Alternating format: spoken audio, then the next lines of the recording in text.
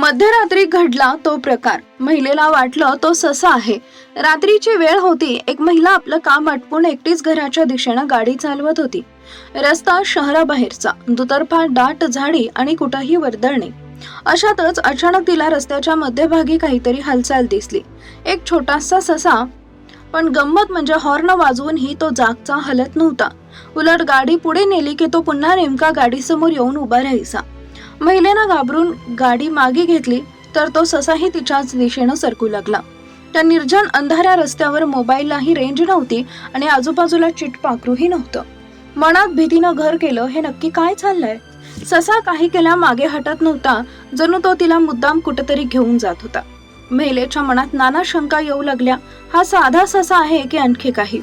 थोड्याच अंतरावर एका वळणावर पोहोचताच अचानक तो ससा हवेतच विरघळल्यासारखा गायब झाला. रस्ता एकदम मोकळा दिसू लागला. महिलेनं सुटकेचा निश्वास सोडत गाडी पुढे नेली. पण पुढच्या क्षणी तिच्या अंगावर सरसरून काटा आला. कारण ज्या जागी तो ससा नेमका थांबला होता त्याच्या थोड्याच पुढे रस्त्याचा मोठा भाग पूर्णपणे तुटलेला होता.